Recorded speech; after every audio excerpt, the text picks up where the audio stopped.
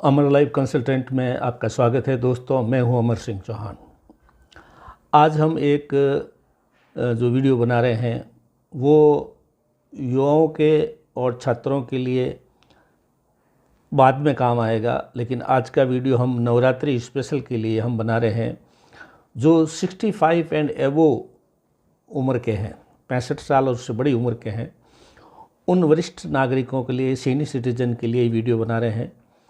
तो ये वीडियो हो सकता है कई 65 से अधिक उम्र वाले आजकल यूट्यूब चैनल वगैरह नहीं देखते हो, तो मेरा आपसे निवेदन है, जो मेरे इस चैनल के सब्सक्राइबर हैं, युवा हैं, छात्र हैं या अन्य जो भी हैं देखने वाले हैं, मेरा निवेदन है कि ये जो मैं आज वीडियो में बात बता रहा हूँ वो अपने परिवार में सीनियर सिटीजन, आपके पिता, दादा या कोई भी हो या पड़ोसी हो या आपके जो भी संपर्क वाले हों, कृपया 65 से ऊपर वालों को ये 7 बातें मैं जो बता रहा हूँ कृपया उनको बताएं। मेरा निवेदन है हाथ जोड़ के मेरे सब्सक्राइबर से, इस चैनल के जो सब्सक्राइबर है उन युवाओं को, छात्रों को भी मैं निवेदन करता हूँ, कृपया ये उनको बताएं, समझाएं जो विषय आज अपन चर्चा करने जा रहे हैं। देखिए, 7 ऐसे संकेत होते हैं जिससे पता लगता है कि अब ये व्यक्ति और कितना आगे, कितने साल जिएगा। यानी अभी 65 के हैं तो आगे क्या संभावना है। अगर ये 7 बिंदु उसके ऊपर लागू होते हैं तो आप समझिए कि उसकी आयु, दीर्घायु जिसको हम बोलते हैं, वो 80 साल के आसपास या ऊपर 5 साल या 2-4 साल नीचे जा सकता है, तो दीर्घायु प्राप्त कर सकते हैं अगर 65 वाले होते हैं। अगर ये 7 सूत्रों में से 7 लागू होते हैं तो वाकई में दीर्घायु होंगे। कम ज़्यादा उसमें से लागू होंगे तो 6, 5, 4 जो भी है, तो उस अनुपात में आप मान के चलें।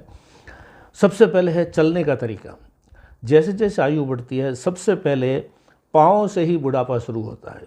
पाँव के मसल्स, घुटने, ये कमज़ोर होने से आदमी की चाल में फ़र्क पड़ जाता है। तो सबसे पहला संकेत यह है कि जो है चलने के तरीके से स्फूर्ति कम हो जाती है।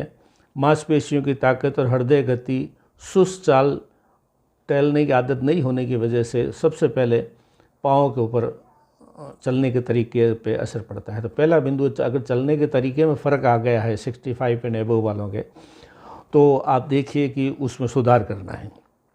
हल्की कसरत, हल्के योगा, भारी कसरत की बात नहीं कर रहा हूँ मैं, ये कुछ भी नहीं कर रहा, मैं सिंपल सी बातें बता रहा हूँ। दूसरा, हाथों की पकड़। कोई चीज़ आप पकड़ते हैं हाथ में, तो उस पकड़, जो पकड़ आपकी जवानी में थी या जो भी सामान्य एक पकड़ होती है, उससे अगर कमज़ोर पड़ती जा रही है, कोई वज़न उठा रहे हैं, कोई सूटकेस, बक्सा या कोई भी कुर्सी इधर उधर कर रहे हैं, टेबल इधर उधर खिसका रहे हैं, हाथों की पकड़ से अगर कमज़ोर होती जा रही है, ये भी कमज़ोर स्वास्थ्य की निशानी है दोस्तों। नर्वस सिस्टम कमज़ोर हो सकता है, रक्त संचार, रक्त सिस्टम कमज़ोर हो सकता है।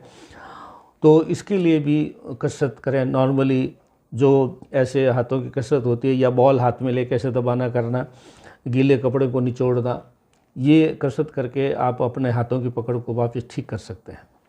वैसे तो नहीं होगी, जवानी में है, लेकिन आपको कमज़ोरी से बाहर निकाल देगा हल्की कसरत से। तीसरा बिंदु है दोस्तों, सीधे खड़े होकर ज़मीन पे एक पाँव पे आपको 10 सेकंड तक बगैर हिले डुले या बगैर गिरे 10 सेकंड आप एक पाँव पे खड़े रह सकते हैं। और अगर आंख मीच के खड़े रहते हैं 10 सेकंड, तो आपका जो बैलेंस जो है वो शरीर का बहुत बढ़िया है, बिगड़ा नहीं है। मांसपेशियाँ भी आपकी ठीक है, और ये बगैर सहारे आपको करना है। ये भी एक अपना आप में संकेत है। ये तीसरा बिंदु था कि अगर आप बगैर एक पाँव पे बगैर सहारे 10 सेकंड या उससे ज़्यादा आंख मीच के खड़े रह सकते हैं तो आपका ठीक है। अगर नहीं है तो आपको अपने जो है संतुलन के लिए मांसपेशियाँ वगैरह थोड़ा सा ठीक करना पड़ेगा। चौथा बिंदु है नींद की गुणवत्ता, स्लीप। सोने की गुणवत्ता में अगर फ़र्क पड़ जाता है तो उससे भी लगता है कि आयु जो है क्षीण होती जा रही है। बार बार करवट बदलना, रात को नींद से जाग जाना, जागते हैं लेकिन तुरंत नींद आ जाती है तो कोई दिक्कत नहीं है। अच्छी नींद शरीर में अपना आप रिपेयर करता है, दिनचर्या का ध्यान देवें। अगर अच्छी नींद होगी तो आपकी रिपेयर जो होता है, छोटा मोटा चलने दिन भर में जो थकान होती है वो अपना आप रिपेयर हो जाती है। और इसमें अगर दिक्कत है तो दिनचर्या पे ध्यान दीजिए, उठने सोने का तरीका, भोजन कब करना है, ये एक तरीका। सूर्यास्त से पहले भोजन कर लेंगे। भोजन में शाम को जो है मिर्च मसाले तली चीज़ें नहीं खाएगा, निश्चित तौर से अच्छी नींद आएगी। तो ये चौथा बिंदु था। पांचवा बिंदु है अच्छी भूख लग रही है नहीं लग रही है। आयु के अनुसार भूख थोड़ी कम हो जाती है, लेकिन फिर भी शरीर को एनर्जी, ग्लूकोज और शरीर को जो भी पोषक तत्व है वो मिलते रहें। तो ये जो है अच्छी भूख लगनी चाहिए। अगर अचानक भूख बंद हो रही है या कम हो रही है तो भी आपको डॉक्टरी मदद लेनी चाहिए, क्योंकि ये मांसपेशी और इम्यून सिस्टम को कमज़ोर करता है। तो अच्छी भूख लाने के लिए प्रोटीन है, गुड फैट है, कार्बोहाइड्रेट है, फल फ्रूट है, और जो ये समयबद्ध रूप से खाएं। मैं खुद भी सीनियर सिटीजन के कैटेगरी में आ गया हूँ, तो मैं दोपहर को जो भी सीजनल फ्रूट है, को महंगे सस्ते से कोई लेना देना नहीं, जो सीजन में जो सस्ता सा साफ़ सुथरा स्वस्थ फ्रूट मिले वो आप दोपहर को खाइए और उसको हैबिट में डालिए, जिससे घर के परिवार वालों को सीखने को मिलेगा कि भाई किस उम्र में क्या खाना चाहिए। ये पांचवा बिंदु था दोस्तों। छठा बिंदु है तनाव। तनाव ज़िंदगी भर में तनाव में रहते रहे हैं, तो 65 के बाद में नौकरी वगैरह इससे रिटायर हो गए हैं आप, तो फिर वो तनाव तो आपका नहीं रहा, केवल अनावश्यक तनाव पाल लेते हैं। तो तनाव रहित जीवन जीने की कोशिश करें। सदा परेशान होना, दुखी होने से कोई समस्या का समाधान नहीं है।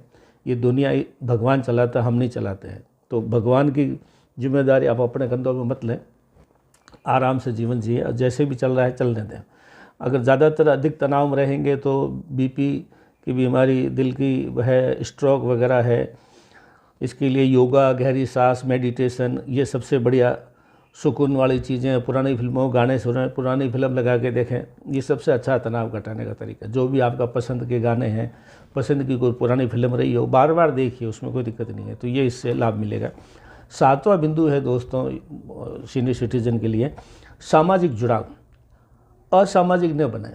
सामाजिक जुड़ाव के लिए अपने जो है हम उम्र के लोग या बच्चे या जो भी है, जितना भी संभव हो, उससे चिंता घटती है और खुशियाँ आपस में आदान प्रदान होती है। सामाजिक लोग जो है अकेले नहीं रहते हैं, तो आपको भी अकेलापन से दूर रहना है। सामाजिक रिश्तों मजबूत बनाते हैं। पड़ोसियों से बात करें, पुराने मित्रों से बात करें, फ़ोन पे करें, कभी भी घर पे चले जाएं, लेकिन अकेलेपन बिल्कुल गूंगा होकर कुर्सी पे घर के एकांत कोने में बैठ जाना सबसे ख़राब स्थिति है। तो ये नवरात्रि स्पेशल मैंने आज के लिए सीनियर सिटीजन के लिए बनाया है। और मैं अब जब जागो जब भी सवेरा, अगर इन 7 बिंदुओं में से कोई बिंदु आप जो है उससे प्रभावित हैं या उससे दुष्परिणाम मिले तो आप उसको ठीक करने की कोशिश